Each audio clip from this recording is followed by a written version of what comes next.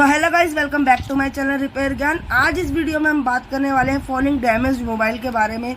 Falling damage mobile होता क्या है, इसे कैसे रिपेयर करते हैं, इसके क्या क्या स्टेप्स हैं। तो स्टार्ट टू एंड इसके बारे में हम पूरी बात करेंगे। आपका 5 मिनट में हम मोबाइल रिपेयर करके दे देंगे अगर आपने ये स्टेप फॉलो किए तो जिन्होंने मेरे चैनल को सब्सक्राइब नहीं कर रखा, सब्सक्राइब कर लीजिए, बेल आइकन प्रेस कर लीजिए ताकि आने वाली सारी वीडियोस की आपको नोटिफिकेशन मिल जाए। इससे पहले भी मैंने एक वीडियो इस टॉपिक पे बना रखी है, अगर आपने वो नहीं देखी तो आपको लिंक मिल जाएगा डिस्क्रिप्शन में, आप जाके देख सकते हैं। तो चलिए इस वीडियो की शुरुआत करते हैं। तो पहले मैं आपको एक चीज़ बता दूं कि फॉलिंग डैमेज मोबाइल होता क्या है। फॉलिंग डैमेज मोबाइल मतलब कि गिरा हुआ मोबाइल, मतलब कि कस्टमर के हाथ से छूट गया मोबाइल और वो मोबाइल हो गया है डेड।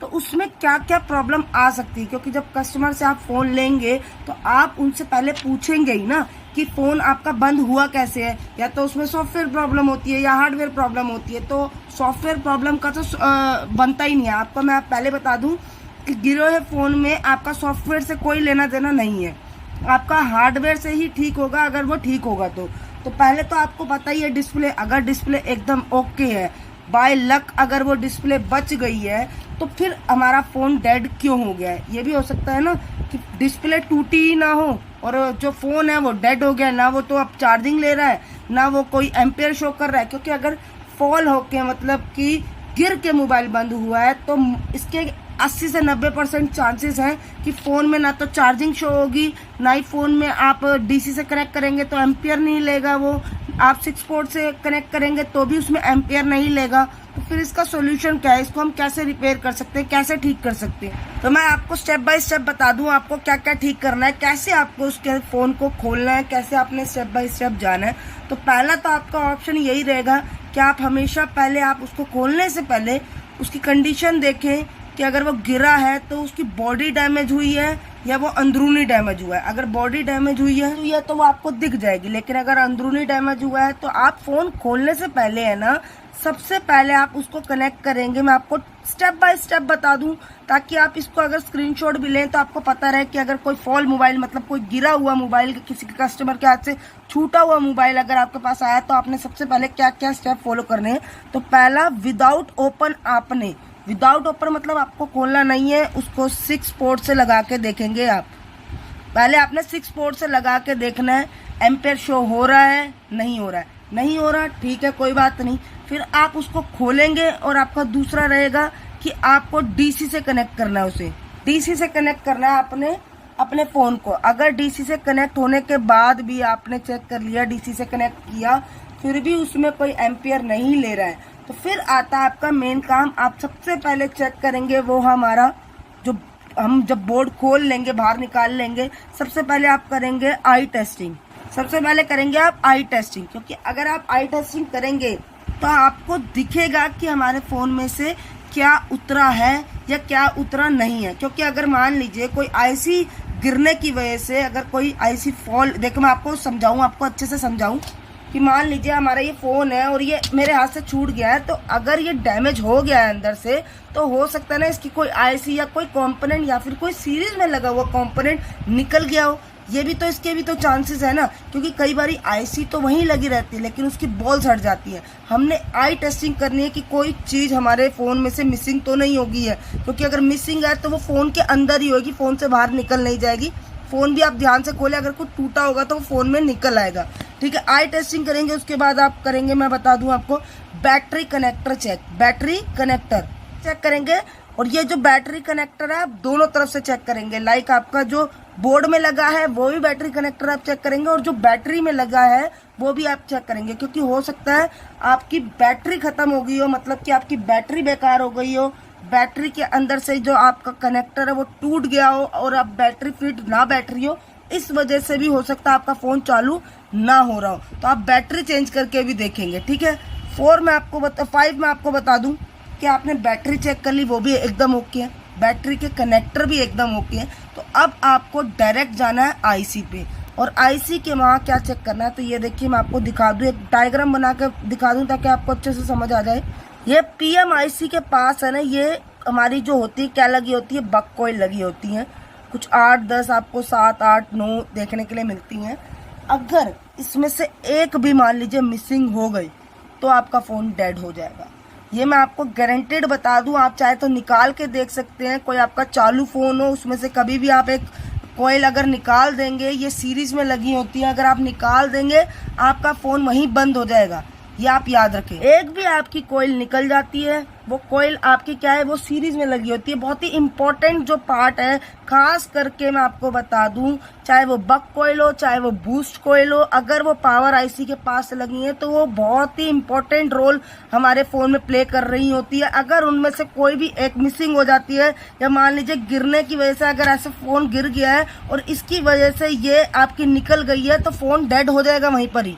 तो आपको हर एक कोयल को हल्का हल्का हिला के देखना पड़ेगा कि आपकी कोयल जो है वो सही से लगी है, या कई बार ऐसा होता है कि सिर्फ अटैच हल्की सी हो रखी होती है, आप जरा सा प्रेस करेंगे तो वो पता लगे निकल आए। तो आप अच्छे से चेक करेंगे, उसे ट्विजर से उठा उठा के आप चेक करेंगे कि कहीं आपकी जो कोयल है वो बाहर तो नहीं निकल रही है। अगर वो बाहर निकल रही है तो आपको वापस से उसे ढंग से लगाना पड़ेगा, तभी आपका फ़ोन जो है वो चालू होगा। अच्छा, इस कंडीशन में दो आईसीओ से जो है वो 99% जो है आपकी प्रॉब्लम आती है। एक तो हमारी पावर आईसी होती है, ठीक है, एक होता है हमारा सीपीयू।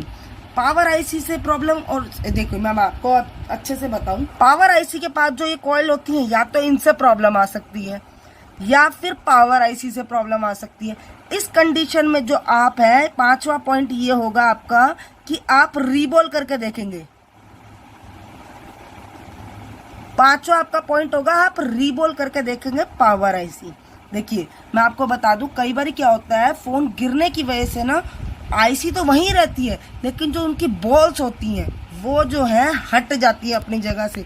जब वो अपनी जगह, जैसे कि ये यहाँ पर हमारी वो लगी हुई है, प्रिंट लगे हुए हैं आईसी के, और ये हमारी आईसी लगी हुई है, जब इस पे हमारा जोर पड़ता है तो ये हल्की ऊपर हो जाती है, जिस वजह से सारे बॉल्स जो होते हैं नीचे के वो हट जाते हैं, और हटने की वजह से हमारी पावर आईसी वर्क करना बंद कर देती है। आपको यहीं से पता लग जाएगा कि अगर डीसी एम्पियर नहीं ले रही है तो इसका मतलब पावर आईसी में कहीं ना कहीं फॉल्ट आ गया है। आपको ये समझना चाहिए। अगर डेड कंडीशन में है फ़ोन और एम्पियर भी नहीं ले रहा है, तो हो सकता है उसकी पावर आईसी, हो सकता है आपका कि 90%, आपको बता दूं 90% पावर आईसी से ये फॉल्ट आता है। और रही बात सीपीयू की, अच्छा इस कंडीशन में पहले आप जो है ना अपनी आईसी को हीट देंगे। मैं आपको 6 पॉइंट लिख दूं कि पहला जो आपका, इससे भी पहला आपका जो होगा वो होगा आपका हीट।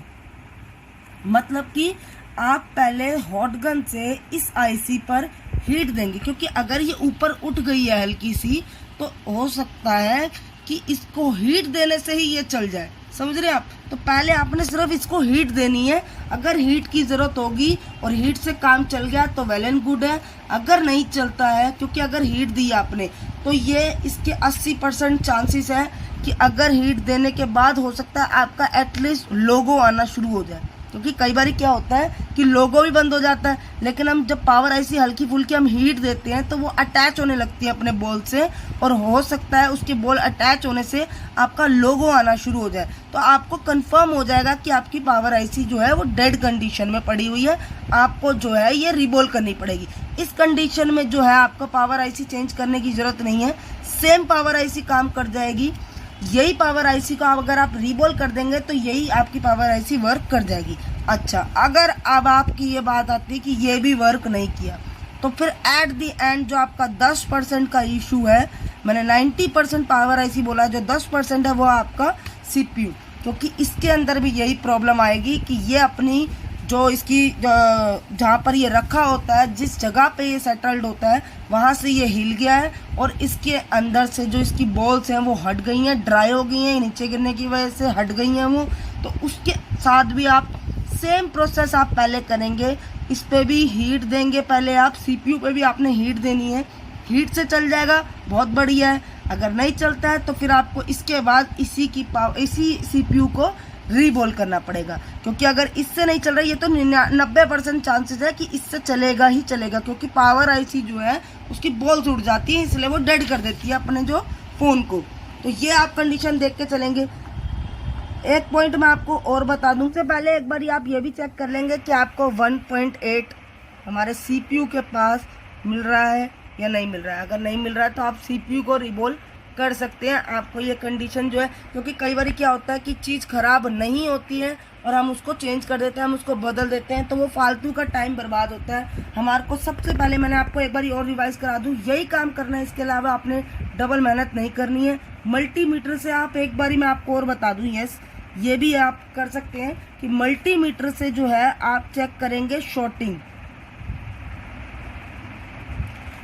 चेक करेंगे, चाहे वो हाफ हो चाहे वो फुल हो, क्योंकि कंपोनेंट जब फ़ोन गिरता है इस कंडीशन में या किसी भी बाहर से, तो आपस में कंपोनेंट जो है हिल के अटैच हो जाते हैं। जब वो अटैच होते हैं तो वो शॉर्ट होते हैं और हमारे फ़ोन में शॉर्टिंग भी आ सकती है। तो ये आप जो शॉर्टिंग का चैप्टर है, मल्टीमीटर से आप इसको चेक जरूर कर लेंगे कि शॉर्टिंग तो नहीं है फ़ोन में। अगर शॉर्टिंग है तो शॉर्टिंग की वीडियो मेरे आपको चैनल पे मिल जाएगी, कैसे रिमूव करें, कैसे चेक करें, सब आपको मेरे चैनल पे मिल जाएगा। उसका लिंक भी आपको डिस्क्रिप्शन में मिल जाएगा, चाहे वो हाफ शॉर्टिंग हो चाहे वो फुल शॉर्टिंग हो, ठीक है।